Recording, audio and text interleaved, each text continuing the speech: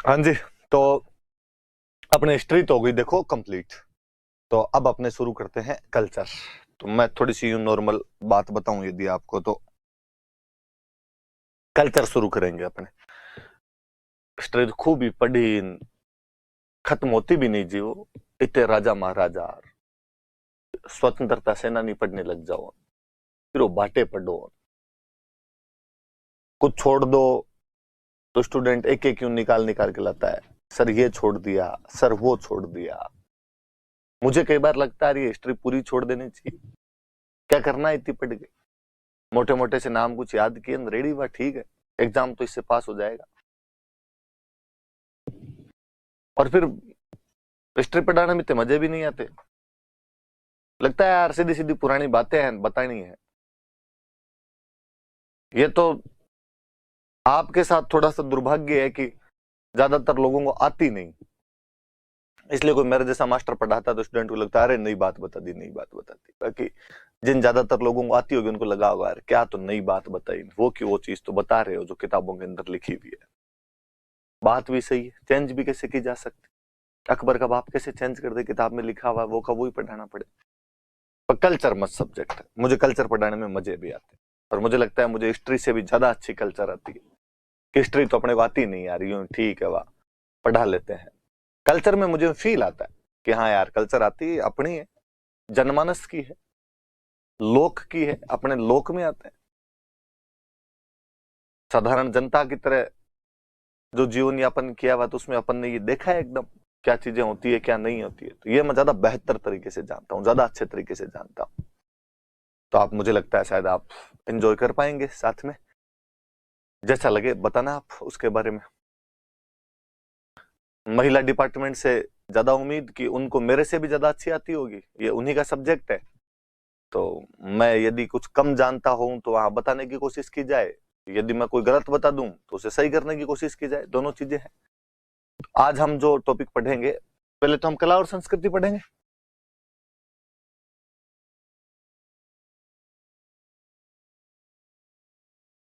Art and culture शुरू करेंगे। और आर्ट एंड कल्चर में भी हम जो सबसे पहले आज टॉपिक शुरू करेंगे वो टॉपिक शुरू करेंगे अपने त्योहार एवं मेले, फेस्टिवल्स एंड फेयर्स। त्योहार और मेले शुरू करेंगे कि हम फेस्टिवल पढ़ेंगे और मेले फेयर कौन कौन से लगते हैं उनके बारे में पढ़ें। ये इसलिए भी पढ़ना ज्यादा जरूरी कि आगे कोई टॉपिक पढ़ेंगे उनके अंदर ये चीज आएगी। कि आगे लोक देवता पढ़े तो मैं बता दूंगा कि मेला लोक देवता, अब मैं कहता हूं भाद्रपद कृष्ण नवमी को ये मेला लगता है, तब स्टूडेंट को यह भी नहीं पता होता कि यार भाद्रपद कृष्ण नवमी क्या होती। तो ये थोड़ा सा पता होता है तो वहां पर वो चीज काम आती। लोक देवता, लोक संत, संप्रदाय, उन सब के अंदर वो मेले काम आते हैं। आगे लोकगीत पढ़े, लोकगीत के अंदर कहेगी ये गीत गणगौर पर गाया जाता है, तो पहले स्टूडेंट को पता तो क्या यार गणगौर कब आती। आगे कोई लोक नृत्य पढ़े, लोक नृत्य में ये लोक नृत्य तीज पे किया जाता है, तो तीज तो बताओ पहले। आगे जनजातियां पढ़ी तो जनजातियों में वापस वही चीजें। तो ये वाला टॉपिक लास्ट तक कैरी करता है आपको, लास्ट तक आपको लेके जाता है। तो हम यहाँ से शुरू करेंगे और खूब यूं एंजॉय करने वाला सा टॉपिक भी है, खूब मजे भी आएंगे आपको इस टॉपिक के अंदर। हालांकि नई चीज कुछ भी नहीं पता चलेगी, आपको सारी बातें आ रही होगी, तो इस वजह से थोड़ा और अच्छा लगता है। हमेशा जो चीजें आ रही होती है उनके अंदर क्या होता है, जो नहीं आ रही होती है ना उनमें तो वो तो मुझे लगता है कि बार इंप्रेशन झाड़ने वाली सी चीज होती है कि स्टूडेंट को आ नहीं रही और मैं कोई नई चीज बताता हूँ तो स्टूडेंट को लगता है हाँ यार ये वाली सर को आती है देखो, और सर का नॉलेज गजब है, वो वाली सी बात हो जाती है। पर यहाँ ज्यादा रिदम फ्रीक्वेंसी जब बराबर बैठती है ना, मैच बैठती है, जो मुझे आती है वो आपको भी आती है, फिर जो मैं बात कर रहा हूँ वो आपके एकदम एग्जैक्टली वैसे समझ में आती है, तो शायद टीचर को ज्यादा अच्छा लगता है अपने आप में। तो हम आज शुरू करेंगे त्योहार एवं मेले, ये टॉपिक शुरू करेंगे हम। वो है राजस्थान के त्योहार। आज पीपीटी बनाने वालों को थैंक यू, और इन्होंने खूब रंग बिरंगे किए आपके त्योहार में और बनाए पीपीटी के अंदर। तो आपका दुबई फेस्टिवल्स ऑफ राजस्थान है, राजस्थान के त्योहार है। इन्होंने पहले में एक लिखा कि त्योहार लिखते इन्होंने लिख दिया कि विक्रमी संवत। संवत का तो मतलब सन, ईयर। कौन सा ईयर? तो विक्रमी ईयर। मुझे जहां तक थोड़ा बहुत याद आता है, मैंने हिस्ट्री के साथ में थोड़ी चीजें बताई थी कि अपना जो विक्रमी कैलेंडर होता है ये अपने ईस्वी वाले कैलेंडर से 57 साल आगे होता है। कितने साल आगे चलता रहता है? 57 साल। कि ईस्वी वाला जब भी शुरू हुआ होगा उसे 57 साल पहले अपने विक्रमी वाला कैलेंडर शुरू हो गया था। इसका नाम विक्रमी क्यों? तो हम कहते हैं किसी विक्रमादित्य नाम के राजा ने इसको शुरू किया था। हिस्ट्री अभी तक एग्जैक्टली उस पॉइंट पर नहीं पहुंच पाई है कि वो विक्रमादित्य था कौन सा, क्योंकि अपने कई विक्रमादित्य हुए थे। पर यह श्योर है कि विक्रमादित्य नाम के किसी राजा ने एक कैलेंडर शुरू किया जो विक्रमी कैलेंडर कहलाता है। इन्होंने नीचे लिखा कि चंद्रमा आधारित था। हाँ, ये लूनर बेस्ड कैलेंडर है, चंद्रमा आधारित कैलेंडर है, चंद्रमा की गतियों पर आधारित है। कि जहां हम जो ईस्वी कैलेंडर है, ईसाइयों वाला जो कैलेंडर है, ये अपने सूर्य पर आधारित हम कहते हैं कि भाई 365 दिन का होता है ये, तो हम वो कहते हैं भाई पृथ्वी सूर्य का चक्कर किस प्रकार से काटती है उस पर आधारित है ये अपने चंद्रमा जो है पृथ्वी का चक्कर किस प्रकार से काटता है उस पर आधारित ये कैलेंडर बनाया हुआ विक्रमी कैलेंडर। तो एक अंतर है कि वो जो ईसाइयों वाला कैलेंडर होता है वो सूर्य आधारित कैलेंडर होता है, और जो अपने वाला कैलेंडर होता है ये चंद्रमा आधारित कैलेंडर होता है। या मैं ज्यादा अच्छे से बोलूं तो मैं कहूं कि अपने वाला कैलेंडर मतलब जो जनवरी फरवरी वाला कैलेंडर है वो तो सूर्य आधारित है। मम्मी का कैलेंडर जो कि चैत बैसाख वाला होता है वो चंद्रमा आधारित होता है। और मैं और कहूं कि अपने वाला कैलेंडर मतलब जनवरी फरवरी वाला कैलेंडर, मम्मी वाला कैलेंडर जो कि चैत बैसाख वाला कैलेंडर है उसे 57 साल पीछे है, मम्मी अपने से 57 साल आगे है, चैत बैसाख वाला कैलेंडर अपने से आगे है। तो आप इस बात को यूं भी समझ सकते हैं अपने आप में। तो चंद्रमा आधारित कैलेंडर होता है। तो सुनना थोड़ी बात, ये जो चंद्रमा आधारित कैलेंडर होता है इनके अंदर जो महीना होता है वो 29.5 दिन का होता है, 29.5 दिन का एक महीना होता है। और इसीलिए हम अक्सर कई बार वो सुनते रहते हैं कि छठ सातम बेड़ी है, कि छठा दिन और सातवां दिन दोनों एक साथ आके इकट्ठे आ गए, बेड़ा मतलब इकट्ठे आ गए। कई बार आप पढ़ते हो कि आठम 2 है, कि भाई एक ही तिथि को 2 बार गिन लिया जाना चाहिए। तो वो इस आधे दिन वाले चक्कर को पूरा करने के लिए ऐसा किया जाता है, वरना वो 29.5 दिन का महीना मैनेज कैसे किया जाए। तो या तो किन्हीं 2 को कई बार एक साथ जोड़ लेते हैं, कई बार 1 को 2 बार गिन लेते हैं, तो राउंड फिगर के अंदर करने के लिए। इसमें यदि आप 12 महीनों में दिन देखेंगे तो दिन आएंगे 354 दिन आते हैं। उधर सूर्य वाला कैलेंडर होता है, अपने जानते हैं कि उसके अंदर 365 दिन होते हैं, वो 365 दिन का साल होता है, और ये जो होता है ये 354 दिन का साल होता है। मैं लगभग राउंड फिगर में वापस बात करूं तो मैं कहूं कि इन दोनों के बीच में 10 दिन का गैप है। कि मम्मी वाला कैलेंडर मतलब चैत बैसाख वाले कैलेंडर में 354 दिन होते हैं, अपने वाला कैलेंडर मतलब जनवरी फरवरी वाला जो कैलेंडर है इसमें 365 दिन होते हैं। मतलब अपने वाला कैलेंडर और मम्मी वाले कैलेंडर के बीच में 10-11 दिन का डिफरेंस रहता है। राउंड फिगर में बात करें तो 10 दिन का डिफरेंस रहता है। मतलब एक साल के लिए विक्रमी कैलेंडर और ईसाइयों वाला कैलेंडर मतलब ईस्वी कैलेंडर, जनवरी फरवरी वाला कैलेंडर दोनों मिलाए जाएं तो विक्रमी कैलेंडर में 10 दिन कम पड़ जाएंगे, शॉर्ट पड़ जाएंगे। 2 साल में मिलाएं तो आप कहोगे 20 दिन कम पड़ गए सर। मैं कहूं 3 साल में मिलाए तो आपने कहा सर 1 महीना कम पड़ गया। मतलब 3 साल में विक्रमी कैलेंडर में ईसाइयों वाले कैलेंडर में 1 महीने का गैप आ जाता है। ये कैलेंडर 1 महीने पीछे हो जाता है, विक्रमी कैलेंडर 1 महीने पीछे हो जाता है। अपने डोकरे इस मामले में बड़े सियाने थे और उन्होंने कहा ना ना पीछे तो भाई साहब आज होने दिन कल होने दे। हम हर तीसरे साल, प्रत्येक तीसरे वर्ष, एवरी 3rd ईयर, प्रत्येक तीसरे वर्ष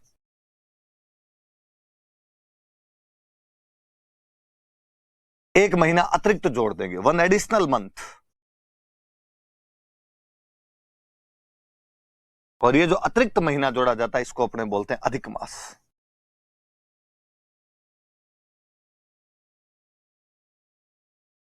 दो बातें याद रखनी है, एक तो ये कि अधिक मास कब आता है विक्रमी कैलेंडर में, तो प्रत्येक तीसरे वर्ष अधिक मास का निर्धारण किया जाता है। अधिक मास प्रत्येक तीसरे वर्ष आता है। क्यों आता है? ताकि चंद्रमा वाले कैलेंडर को सूर्य वाले कैलेंडर से बराबर किया जा सके। क्योंकि जो ईसाइयों वाला कैलेंडर है, जो ईस्वी कैलेंडर है, जो जनवरी फरवरी वाला कैलेंडर है वो सूर्य आधारित कैलेंडर होता है। चैत बैसाख वाला जो कैलेंडर होता है वो चंद्रमा आधारित होता है। और चंद्रमा आधारित में 354-55 दिन होते हैं, उसमें 365 दिन होते हैं, इसलिए 10 दिन का गैप रहता है। 3 साल में जाके गैप 1 महीने का हो जाता है। इस गैप को कंप्लीट करने के लिए, इस गैप को खत्म करने के लिए प्रत्येक तीसरे वर्ष विक्रमी कैलेंडर में एक अतिरिक्त महीना जोड़ दिया जाता है जिसको कि अधिक मास कहा जाता है। एक तो ये याद रहे कि अधिक मास क्यों किया जाता है, कि सूर्य आधारित कैलेंडर से बराबर करने के लिए। कब किया जाता है? तो प्रत्येक तीसरे वर्ष किया जाता है। अब कोई कहे सर नहीं करें तो क्या हो जाए? नहीं करते, 1 महीना बराबर नहीं करते, तो नहीं करते थे, क्या होता देखो मैं बताता हूं। अक्सर दीपावली जो है वो अक्टूबर के शुरू में आती है। आप 10-12 अक्टूबर तक दिवाली देख लेते हैं, या मैं कहूं कि 20 अक्टूबर से पहले पहले दिवाली आ जाती है। पर कई बार जो दिवाली है वो पीछे की तरफ खिसकती है, वो नवंबर की तरफ चली जाती है, और दिवाली आती है 8 नवंबर, 9 नवंबर, 10 नवंबर, 15-20 दिन का गैप आता है, नवंबर की तरफ खिसकती है दिवाली। होली लगभग मार्च के शुरू में आ जाएगी, 4 मार्च 5 मार्च के आसपास आ जाएगी। कई बार होली 22 मार्च 23 मार्च के पास में। रक्षाबंधन ज्यादातर अगस्त के शुरू में आ जाएगी, 3 अगस्त 4 अगस्त। कई बार रक्षाबंधन पीछे खिसक के जाती है, 20 अगस्त 21 अगस्त को आती है। जिस साल त्योहार पीछे की तरफ खिसकते हैं उस साल याद रखना अधिक मास होता है। चूंकि हम अधिक मास वाला कंसेप्ट लेके आ जाते हैं, इसलिए त्योहार ज्यादा नहीं खिसकते, वो 15 दिन का गैप आता है। कोई एक महीने को हम 2 बार गिन लेते हैं, एक बार चैत को 2 बार गिनते हैं, वैशाख को 2 बार गिनते हैं, फिर जेठ को 2 बार गिनते हैं, फिर आषाढ़ को 2 बार गिनते हैं। और जो महीने 2 बार गिने जाते हैं उनमें जो बाद वाला महीना आता है उसमें त्योहार मनाते हैं, पहले वाले महीने में उसके त्योहार नहीं मनाए जाएंगे। भाई चैत 2 बार आ गए तो चैत के त्योहार पहले में मनाएंगे, दूसरे में मनाएंगे, तो हम कहते हैं हम दूसरे वाले के अंदर त्योहार। यदि ये महीना एक्स्ट्रा हम नहीं जोड़ते, 13 महीने नहीं करते, तीसरे वर्ष अतिरिक्त महीना नहीं जोड़ते, अधिक मास नहीं जोड़ते, तो बताऊं क्या होता है। दिवाली एक बार आती है अक्टूबर में, 2-3 साल बाद में आती नवंबर में, थोड़े दिन बाद में आती दिसंबर में, थोड़े दिन बाद में आती जनवरी में, और एक दिन आपको ऐसा लगता है कि आप मध्य गर्मी में जून के महीने में पटाखे छोड़ रहे हैं, ग्लोबल वार्मिंग में और ग्लोबल वार्मिंग बढ़ा रहे होते आप। और मुझे लगता है ये तो कुछ भी नहीं है। आपके साथ बुरा तो तब होता जब आप दिसंबर के महीने में ठिठुरती हुई सर्दी में रजाई उड़ के सो रहे होते, और आपका कोई दोस्त आप पर ठंडे पानी की बाल्टी ला के डालता और आपको बोलता कि बुरा ना मानो होली है, और आपको लगता है बुरा क्यों ना मानू, मानना चाहिए पूरा पूरा, ठंड के अंदर ठंडा कर दिया, होली खिसकने लग जाती। हमारे बड़ के कितने इंटेलिजेंट थे भाई साहब, त्योहार मौसम के अनुसार खिसकने नहीं चाहिए, उसके आसपास ही रहने चाहिए। इसलिए कहा गया कि प्रत्येक तीसरे वर्ष जो है वो 1 महीना अतिरिक्त जोड़ दिया जाए, जिसको कि हम क्या कहते हैं, अधिक मास कहते हैं। पर यदि आप गांव में पूछोगे, पंडित जी होते हैं गांव में तो ये सब बताने वाले, पंडित जी से पूछो कि पंडित जी अधिक मास क्यों आता है, तो पंडित जी कहेंगे कि धरती पे जब पाप बढ़ जाते हैं तब भगवान अधिक मास का कंसेप्ट लेके आते हैं, अधिक मास कर देते हैं।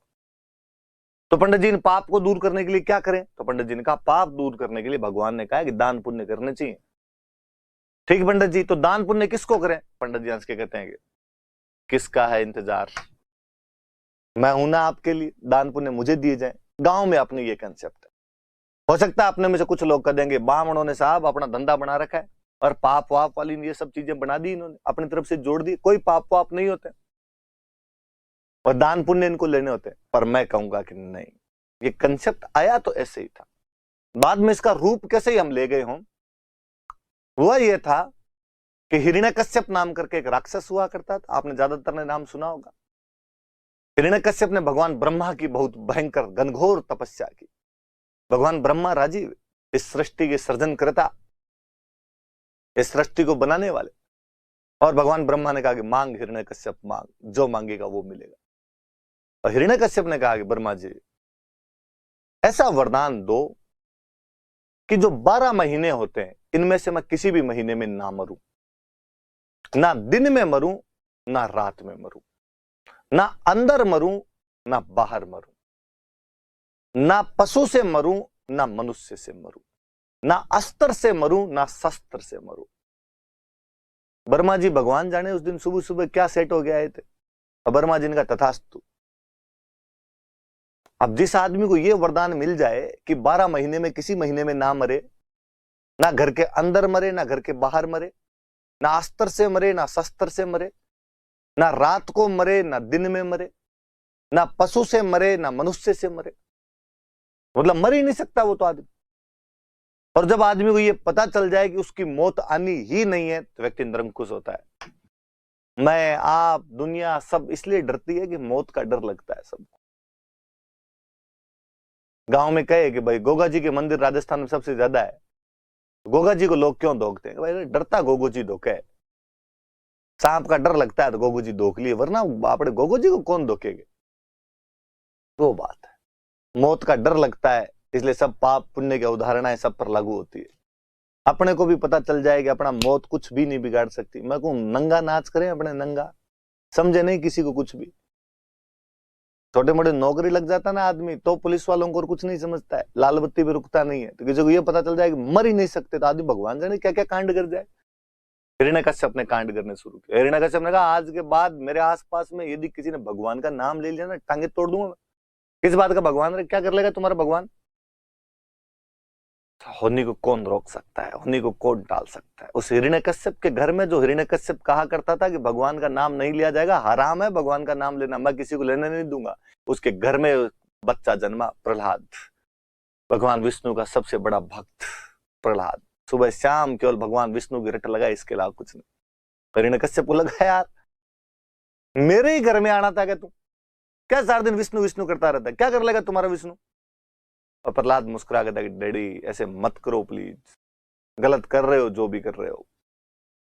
हिरण्यकश्यप कहते मुझे डर नहीं लगता है। मैं उन कहानियों में नहीं जाना चाहूंगा जो आपने भी बचपन से सुनी होगी कि प्रहलाद को कई प्रकार के कष्ट पहुंचाने चाहे हिरण्यकश्यप ने, लेकिन प्रहलाद के कुछ भी नहीं बिगड़ा। कभी उसे गर्म खंबे से लिपटवा दिया गया, कभी उसे होलिका आग में लेकर बैठ गई। चमत्कार को नमस्कार है, प्रहलाद हर बार बच जाया करता।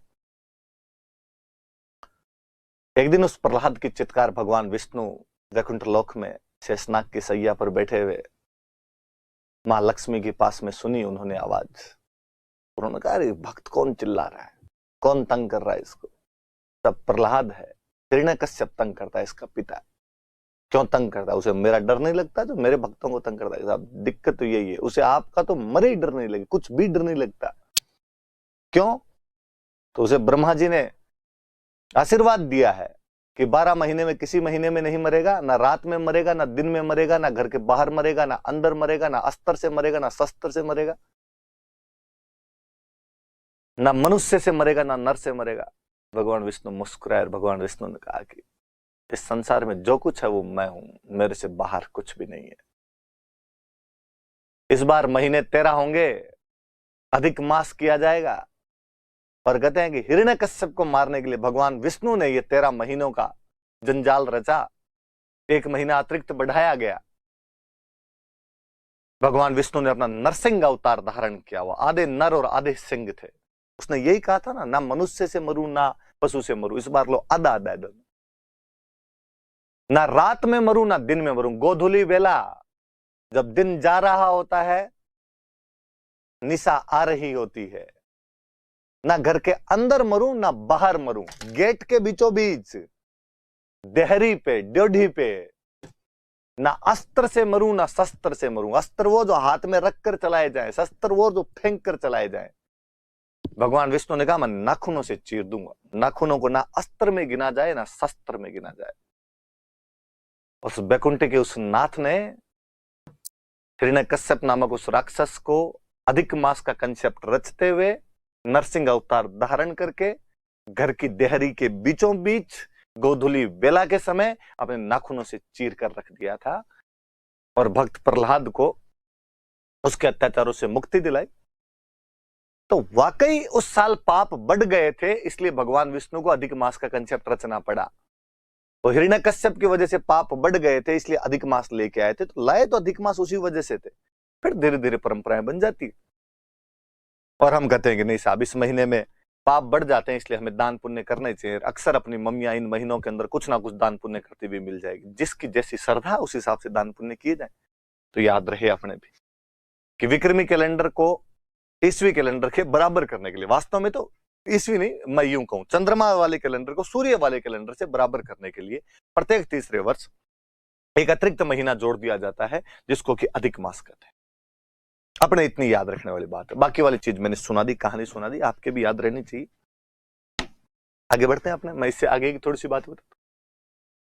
अच्छा चलो, मैं इसमें आगे महीनों के नाम होंगे, मैं फिर उससे आगे बताता हूं। ये विक्रमी संवत के महीने, संवत मतलब ईयर, वापस ये मंथ है भाई। इंग्लिश वालों ने इंग्लिश नहीं लिखी थोड़ी सी, फिर कोई इंग्लिश वाला कहेगा कि हमने कौन सी मोरनी की बातें मारे हैं। मैं लिख दूं कि मंथ्स ऑफ विक्रमी ईयर, कि विक्रमी जो कैलेंडर होता है उसमें कौन कौन से महीने होते हैं। ज्यादातर के नाम आपको याद होंगे ही। इंग्लिश वाले अपने थोड़े से इनके आगे अपनी वाली स्टाइल लगा देते हैं। चैत्र को चैत्रा बोल देते हैं, वैशाख को वैशाखा बोल देते हैं। और तब मुझे और लगता है कि यार ये कल्चर तो मैं हिंदी में भी नहीं पढ़ा सकता। मैं इसको चैत्र, वैशाख, ज्येष्ठ, आषाढ़, श्रावण, भाद्रपद, आश्विन, आपके कार्तिक मार्गशीर्ष पौष माघ फाल्गुन बोलता हूं तो भी मेरी आत्मा चित्कार चित्कार के कहती है कि राजवीर तू ऐसे कैसे कर सकता है, तू अपनी कल्चर को किसी विदेशी भाषा में कैसे पढ़ा सकता है।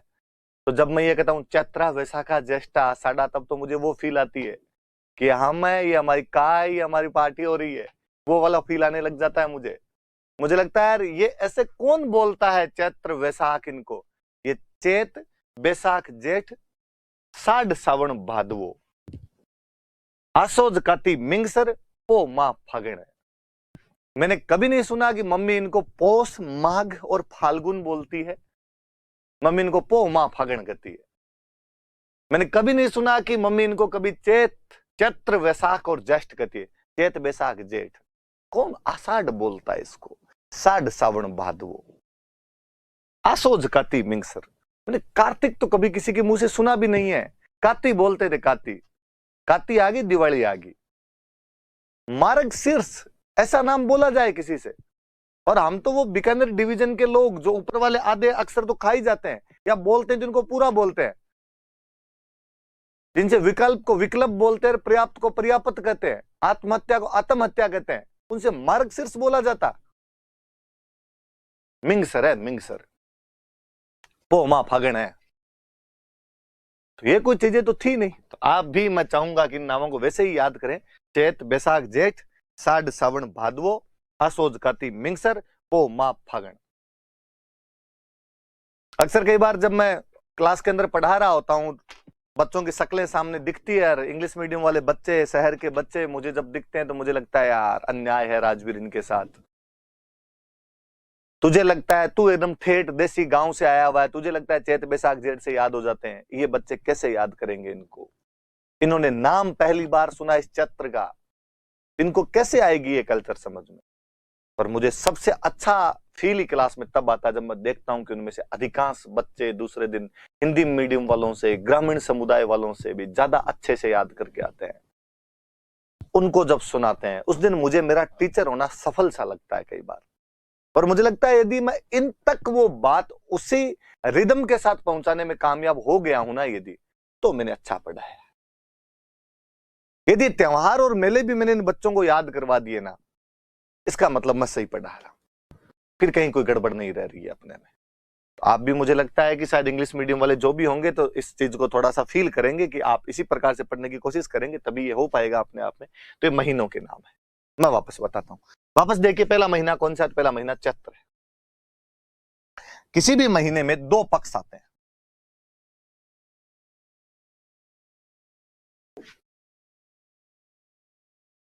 कोई महीना आएगा उसमें दो पक्ष आएंगे, जैसे पहले चैत्र है ना, तो चैत्र में दो पक्ष आएंगे। एक पक्ष आएगा कृष्ण, इंग्लिश में कह दो आप डार्क फोर्टनाइट। एक आएगा शुक्ल। अच्छा, मैं थोड़ा सा अलग लिख देता हूं, इसको दिखे ताकि आपको।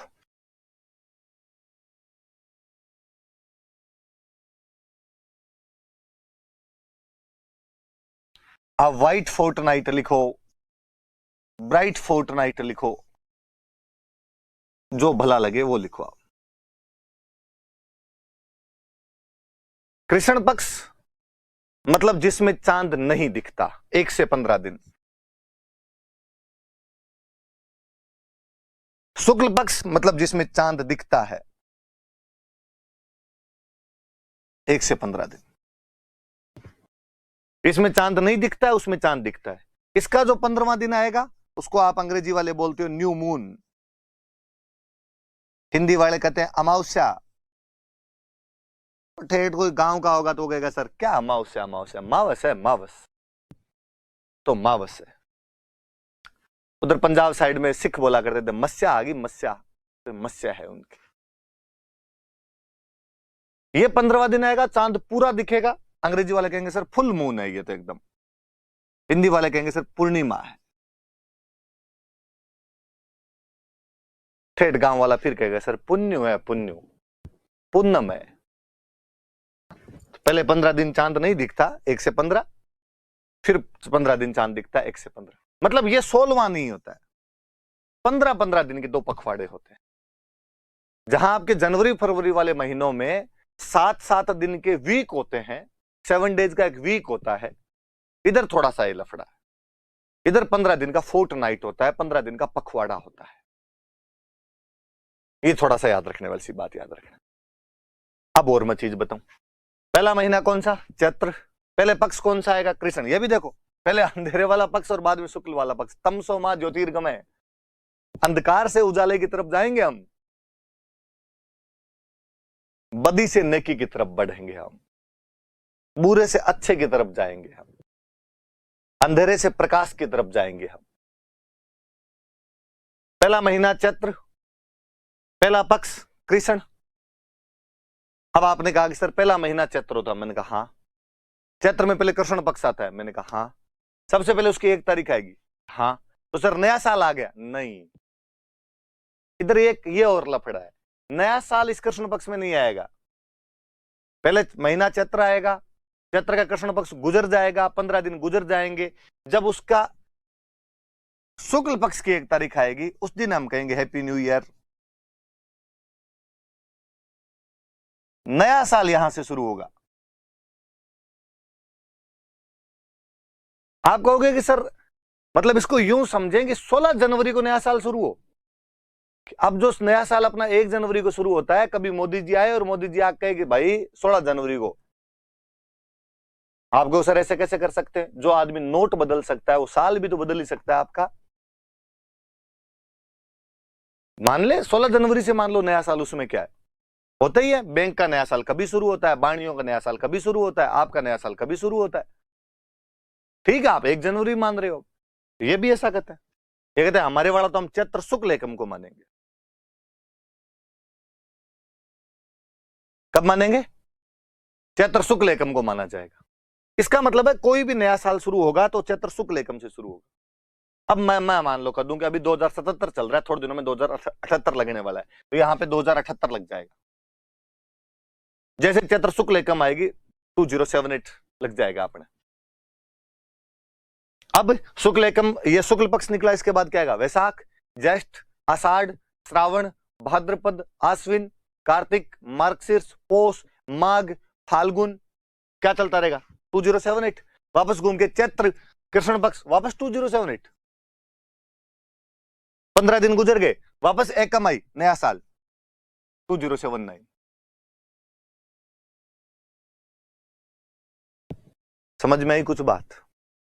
बात यह है कि चैत्र के कृष्ण पक्ष से नया साल शुरू नहीं होता, चैत्र के शुक्ल पक्ष से नया साल शुरू होता है। आप कहोगे तो सर क्या बड़ी बात हुई? बड़ी बात यह है कि वहां जहां आपका महीना जनवरी में शुरू होता है या साल जनवरी से शुरू होता है, अंत उसका दिसंबर में होता है। यहां साल शुरू भी चैत्र में होता है, अंत भी चैत्र में होता है। तेरे नाम से शुरू, तेरे नाम पे खत्म। शुरू कर रहे हैं तब चैत्र शुक्ल एकम है, खत्म करेंगे उस दिन चैत्र अमावस्या होगी। और इसका मतलब यह है कि चैत्र के बाद वाले 15 दिन साल की शुरू में आएंगे, शुरू वाले 15 दिन साल के लास्ट में आएंगे। इसका मतलब यह है कि चैत्र का महीना एक ही साल में 2 टुकड़ों में बंटा हुआ आएगा। उसके पहले 15 दिन साल के सबसे एंड में आएंगे, उसके बाद के 15 दिन साल के सबसे शुरू में आएंगे।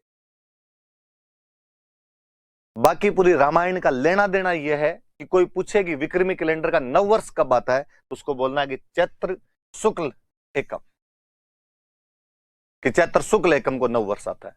अंग्रेजी वाले चैत्र शुक्ल एकम लिखेंगे तो मुझे लगता है ज्यादा अच्छा रहेगा, पर यदि आपको अंग्रेजी का ही प्रयोग करना है तो लिखना first bright day of Chaitra.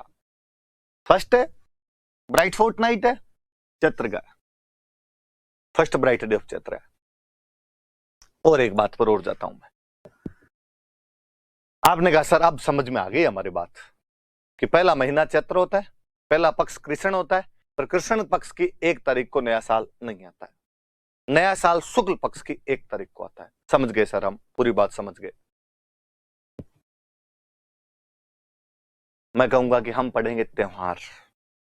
तो आपने कहा हाँ तो सर ठीक है, चैत्र शुक्ल एकम से त्योहार शुरू हो जाएंगे। मैंने कहा नहीं नहीं नहीं नहीं नहीं, इधर फिर इनका कंसेप्ट चेंज हुआ। इन्होंने कहा हमारा पहला त्योहार जो है वो तो छोटी तीज है। पहला त्योहार कौन सा है? छोटी तीज। छोटी तीज को हम तो पहला त्योहार मानते हैं। तो हमने पूछा सर ये छोटी तीज कब आती है? तो हमने कहा कि ऐसे ऐसे चैत्र, वैशाख, ज्येष्ठ, आषाढ़, श्रावण एक महीना आएगा, 5वां महीना का। ठीक है। फिर श्रावण में कृष्ण पक्ष आएगा। हाँ ठीक है, उसमें कुछ भी नहीं। फिर आएगा शुक्ल कि ठीक, ब्राइट। फिर उसके 1 तारीख, 2 तारीख और 3 तारीख तीज है। हिंदी में लिखो तो तृतीया, अंग्रेजी में लिखो तो third bright day of Shravan.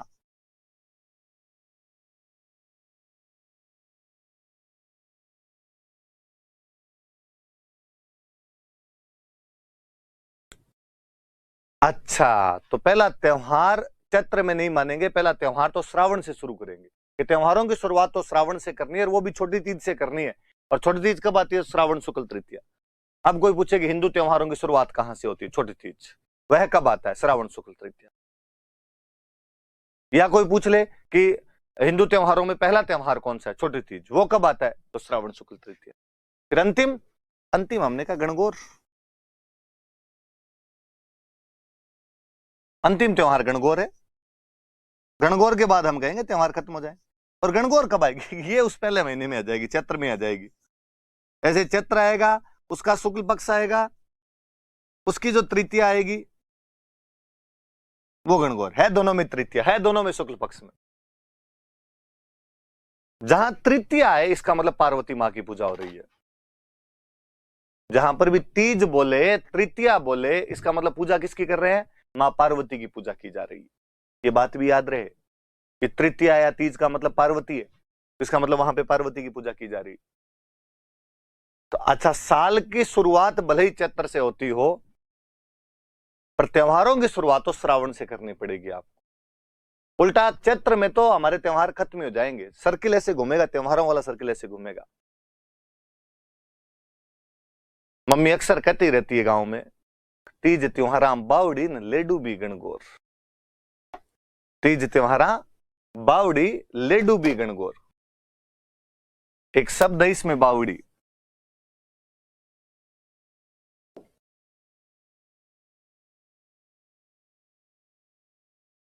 किसी इंग्लिश मीडियम वाले बच्चे को या शहर वाले बच्चे को लगता होगा कि हाँ सर बावड़ी आपने बताया था हिस्ट्री पढ़ाते टाइम भी, वो जो स्टेप वेल होता है, वो जो पानी का कुआं होता है जिसमें उतरने के लिए सीढ़ियां होती है, उसी को तो बावड़ी कहते हैं। मैं कहूंगा ना मुन्ना ना, यहाँ अलग है थोड़ा सा। एक शेखावटी भाषा का शब्द है जिसका मतलब होता है वापस आना। गांव में अक्सर कोई आदमी दूर जा रहा होता है, वापस बुलाना होता है, कहता बावड़ जा, मतलब वापस आ जा। यहाँ बावड़ी है, बोलने में थोड़ा चेंज है, वो बावड़ी है, यहाँ बावड़ी है। तीज त्योहारा बावड़ी, तीज त्योहारों को वापस लेके आती है। ले डूबी गणगौर, गणगौर उनको लेके डूब जाती है। लाइन कहती है कि तीज से त्योहारों की शुरुआत होती है तथा गणगौर पर जाकर त्योहार समाप्त हो जाते हैं। मुझे याद आता है कि 2010 में मेंस था और क्वेश्चन पूछ लिया आरपीसी ने कि तीज त्योहारा बावड़ी ले डूबी गणगौर, इस पंक्ति का अर्थ स्पष्ट कीजिए। ठेठ हमारे जैसे को देसी खांटी थे जिनको और कुछ आता ही नहीं था, ये तीज त्योहारा बावड़ी सुने थे बचपन से, वो लिख के आगे कि हिंदू त्योहारों की शुरुआत छोटी तीज अर्थात श्रावण शुक्ल तृतीया से होती है तथा उनका अंत गणगौर अर्थात चैत्र शुक्ल तृतीया पर होता है। Hindu festivals are started from Chhoti Teej और एंड उनका जाके एंड विद गणगौर, कि गणगौर पर जाकर खत्म हो जाते हैं।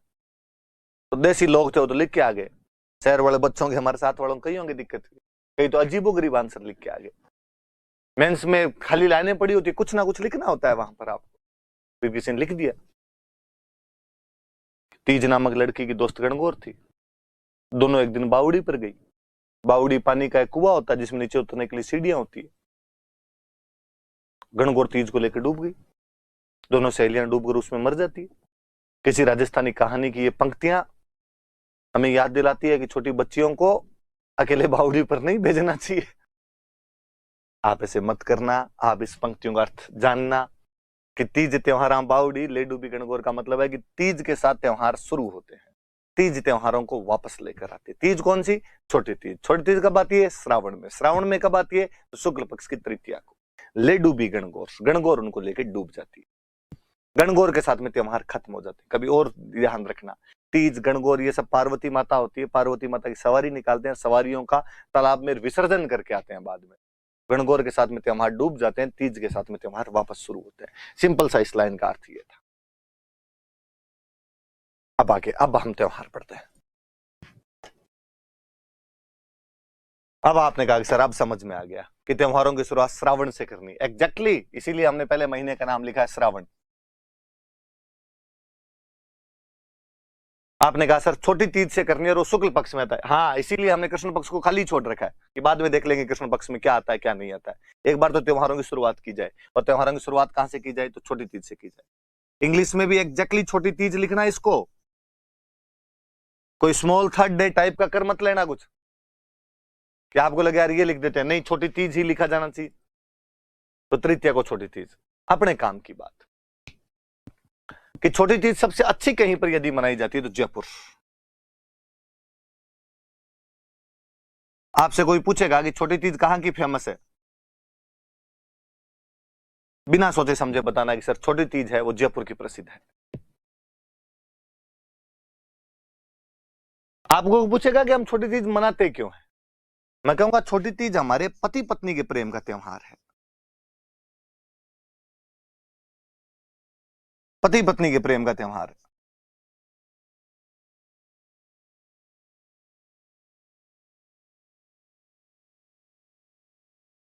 Festival to celebrate couples love. आप में से कईयों को लगेगा कि सर ऐसे कैसे बात कर रहे हो, पति पत्नी के प्रेम का त्योहार हमें पता है करवा चौथ होता है,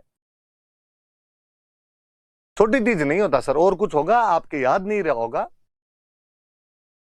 आपको नहीं लगता बताने में थोड़ी गलती कर रहे हो आप? मैं कहूंगा कि नहीं, मैं एकदम सही हूं। राजस्थान में पति पत्नी के प्रेम का त्योहार छोटी तीज ही होता है। तो सर करवा चौथ, तो मैं वापस कहूंगा करवा चौथ पंजाबियों का त्योहार है। सिंघानिया, मल्होत्रा, खन्ना, कपूर, जौहर का त्योहार है। चूंकि पंजाबियों का बॉलीवुड पर कब्जा रहा, मूवी बनाने वाले सारे कपूर, खन्ना, मल्होत्रा, सिंघानिया, जौहर, चोपड़ा रहे, इसलिए उन्होंने अपनी फिल्मों में और सीरियल को करवा चौथ को बढ़ा बढ़ा के बताया। इसलिए करवा चौथ पूरे भारत में पॉपुलर हो गई। और आजकल सबको लगता है कि पति पत्नी के प्रेम का त्योहार करवा चौथ है। वरना लो बात आई तो मैं और बताऊं, चौथ किसी भी एक साल में 24 आती है। कितनी चौथ आएगी? 24 चौथ आएगी। 12 चौथ कृष्ण पक्ष में, 12 चौथ शुक्ल पक्ष में, 12 अंधेर पक्ष अंधेरे वाले में, 12 चानन पक्ष चंद्रमा वाले में। शुक्ल पक्ष में 12 की 12 चौथ के लिए कहा जाता है इनका चांद नहीं देखा जाना चाहिए। गांव में कहानियां होती है कि शुक्ल पक्ष का यदि चांद कोई देख लेता है तो चोरी का आरोप लग जाता है। इसलिए शुक्ल पक्ष में कभी कोई चतुर्थी आ ही नहीं सकती। आपसे कभी कोई क्वेश्चन पूछ ले कि तिल चतुर्थी कब आती है, आपको नहीं पता कब आती है, पर नीचे ऑप्शन देख लेना, यदि किसी में शुक्ल लिखा हुआ है तो काट देना, बिना सोचे समझे काट देना कि चतुर्थी कभी शुक्ल में आ ही नहीं सकती। एकमात्र अपवाद हम पढ़ेंगे गणेश चौथ, जो शुक्ल पक्ष में आएगी। इसके अलावा कोई भी चतुर्थी कभी भी शुक्ल पक्ष में आएगी ही नहीं। तो चतुर्थी हमेशा कृष्ण पक्ष में आएगी। तो आपने कहा कि ठीक है सर, यदि शुक्ल पक्ष में गणेश चतुर्थी वाले अपवाद को छोड़ दें तो शुक्ल पक्ष में चतुर्थी आ ही नहीं सकती। तो 24 में से 24 12 तो उधर वाली निकल गई, इधर केवल 12 बची, तो मतलब कृष्ण पक्ष वाली चतुर्थी आ सकती है। मैं कहूंगा हाँ, कृष्ण पक्ष वाली जो 12 चतुर्थी आती है, चौथ जो आती है 12, गांव में महिलाएं 12 की 12 चौथ की पूजा करती है। वरना बैसाख, साढ़, काती और माँ, ये वाली 4 चौथ बड़ी होती है और इनकी तो सारी महिलाएं ही रख लेती। तो ज्यादा धार्मिक हो तो 12 की रख लेती है, वरना इन 4 चौथ को तो बड़ी चौथ माना जाता है, इनकी तो रख ही ले। उनमें जो कार्तिक वाली चौथ आती है वो करवा चौथ आती है। करवा चौथ को व्रत रख लिए जाते हैं सामान्य, जैसे बाकी चौथ के व्रत रखे जाते हैं, करवा चौथ के रख लो। मैंने तो कभी गांव में कोई ताम झाम देखा नहीं। और मैं बताऊं, शुक्ल पक्ष वाली मैं बात बताऊं, फिर मैं वापस इस पर आऊंगा। कभी गांव में छोटे थे तो मम्मी दूज का चांद पकड़ पकड़ के दिखाया करती, द्वितीया का चांद जबरदस्ती पकड़ पकड़ के दिखाया जाता था, इधर आ दूज का चांद देख। और अक्सर तो मुझे याद आता है कि चांद देखते ही नहीं थे, हाथ जोड़ के वो गीत सा और गाया करते थे, चांद मामा घाबा दे, नया नया घाबा दे। कईयों को लगेगा घाबे क्या होते हैं, कपड़े, कपड़ों को घाबे कहते हैं।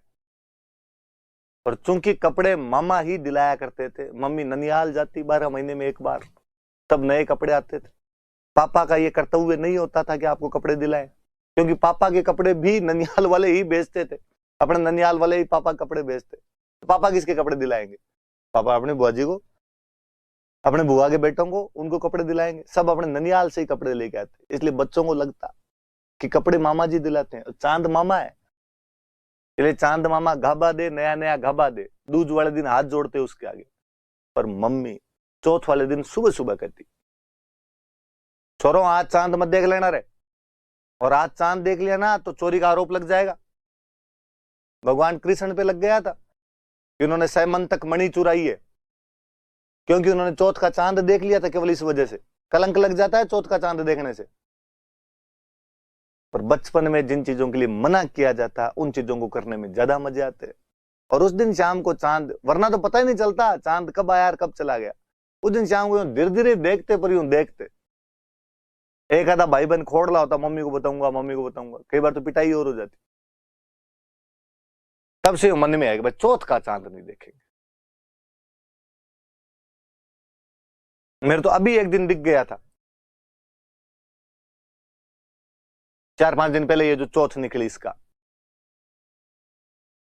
तो मुझे यूं बड़ा अजीब लगा, यार चौथ का चांद देख लिया, अपने चौथ का चांद देख लिया। भले कितने साइंटिफिक होने की कोशिश करें, हमें पता है कि अंधविश्वास ये देखने से क्या ही हो जाएगा ऐसे, पर मन में अभी तक भी वो बचपन जिंदा रहता है कि नहीं यार चौथ का तो नहीं देखते हैं ना, बचपन में मना करते थे ना, चौथ का क्यों दिख गया। कई दरियों कानों के हाथ वाथ लगाने की एक्टिंग करते हैं।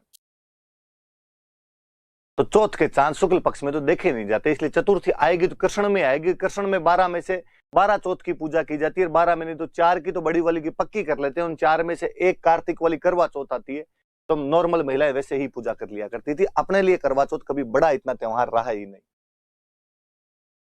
और कभी आप उस करवा चौथ की तो जो कल्चर है उसको पकड़ने की कोशिश करो और देखो कि क्या ऐसा राजस्थान में संभव था